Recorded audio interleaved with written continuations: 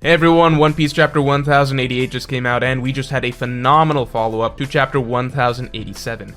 I feel like these last two chapters, the way that I view them is basically, it completes the story of Garp and starts the story of Koby. It doesn't complete the story of Garp in the sense that I think that Garp is dead or anything like that, but I like the idea that last chapter it really felt like we were experiencing the tragedy of Garp's, his career as a Marine. And despite obviously representing the hero of, the symbolic hero of the Marines, the champion that, used to take on Rox and Roger and all of these guys, what Garp was always kind of focused on was the future. And last chapter we kind of got a recap of how all of Garp's efforts to craft some sort of a future for the Marines, right? Everyone that he has raised, in a sense, turned out to take a path that went directly against everything that he stood for. So last chapter we were going through, look, Dragon, Luffy, Ace, and even Aokiji, doesn't matter, his own family members, people that he wanted to try and turn into, as he would say at the Marineford platform, he raised them to be strong Marines, as he told Luffy post Water 7. He raised him to be a strong Marine.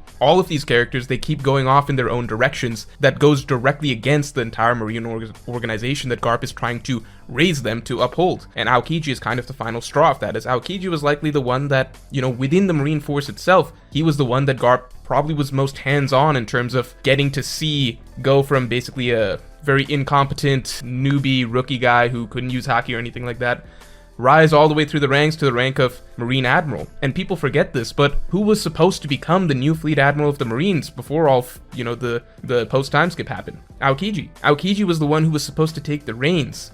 He was the one that Garp and Sengoku wanted to take over the Marines and be the future of the Marines. He loses to Akainu, and then after that, Aokiji goes and joins the Blackbeard Pirates. So, last chapter was focusing on all of Garp's failures in terms of trying to find someone to take over the Marines. And that's why last chapter, it concluded with the sort of sense of impending doom with, if you recall, Garp is, he's just been stabbed by Shiryu, he's slowly getting overwhelmed, he's going blow for blow with Kuzan, Pizarro's hand is reaching down on them, Garp's on his back, he's saying justice will prevail. There's such a sense of impending tragedy about the whole thing. And then this chapter, it flips the script and it focuses on Koby, because Koby is the future, right? Koby, who initially seemed like the least suited to be some sort of successful heroic Marine. Koby was, he had no combat capability, and this is something that we knew about Koby from the very first time that we met him all the way back in Romance Dawn. Koby was basically, he was barely fit to clean Alvida's ship, right? He was the most helpless, weak character that we could possibly imagine,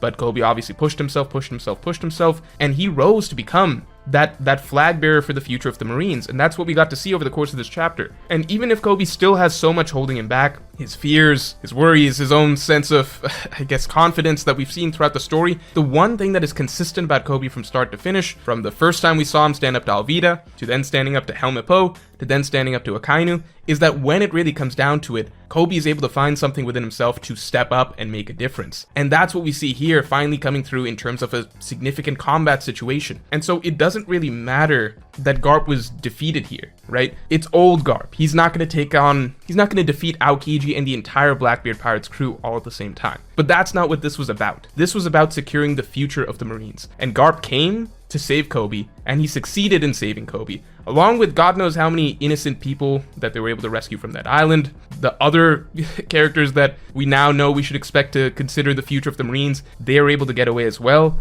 I feel like this was such a beautiful chapter, a beautiful pair of chapters, and such a beautiful scene to craft in general. To see the story of Garp kind of come to a close in a sense. We'll still see more of Garp, of course, but using it and the tragedy of Garp to shine a light on the one area where he really, really feels like he succeeded, and the most important area in which he needed to succeed, which was creating a sort of flag bearer for the future of the Marines that has that correct heart, that correct vision, and the strength to carry it out. Because we know that ultimately, at the end of the day, Dragon, Luffy, Ace, even Aokiji, perhaps, they were not the right people to take over the Marines. Koby is the person who actually wants to be a Marine, who actually buys into what the organization is supposed to represent. He buys into all of that, but he also sees the flip side in terms of the flaws of the Marines and the ways in which they could be better. So there's no one more suited to be Garp's disciple, the person to become the next hero of the Marines, than Koby. And I just love that we finally got to actually focus in on this dynamic, because it's been one of the many interesting side dynamics throughout One Piece, but this was the moment that really all of that came together. And I feel like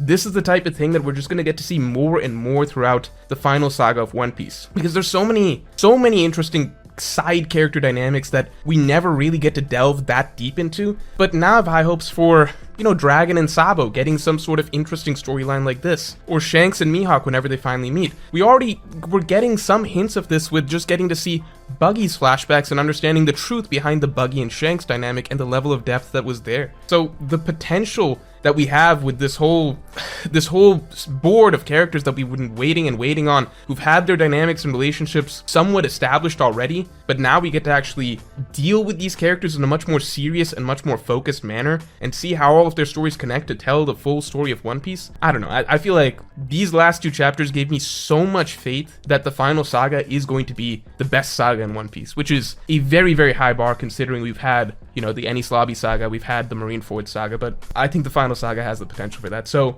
I love this chapter. I thought it was a phenomenal chapter.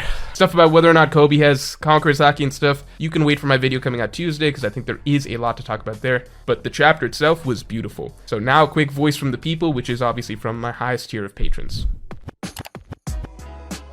So Taxifish says, I'm starting to wonder, as many other fans have pointed out, if the Blackbeard matchups will be true 1v1s at all. They seem to do much better at fighting as a group, especially with the physically large crewmates such as San Juan Wolf and Pizarro. Maybe a full crew-on-crew free-for-all. I think that, I mean, at the same time, I think it's arguable that, you know, you could say the same for a lot of crews. I feel like the Straw Hat Pirates, right? They fight very well in a team. We've seen them versus the Pacifista, we've seen them versus Oars, but I guess that adds to the idea that maybe a free-for-all would be best. I feel like the Blackbeard Pirates are maybe still not quite at their full potential, possibly. I say that because I feel like Blackbeard himself is not yet quite at his full potential. So I think that right now, you know, the strong characters have had to fight, the Whitebeard Pirates, Garp, they've kind of had to do it as a team because no one there individually can just solo either of these characters. These are old legends we're talking about. But at the same time, we know that the Whitebeard Pirates minus Whitebeard lost to the Blackbeard Pirates in the Payback War. So there was a scenario where the Blackbeard Pirates, and led by Blackbeard, versus the Whitebeard Pirates led by Marco, they had a full battle. We don't know if it was a free-for-all or not, but I feel like these guys are not pushovers 1v1. They might just need a little bit extra before they're ready to fight the Straw Hats. But I would personally like to see all of the Straw Hats get 1v1s against the Blackbeard Pirates, just because I feel like the matchups could play out in a very clean manner. And I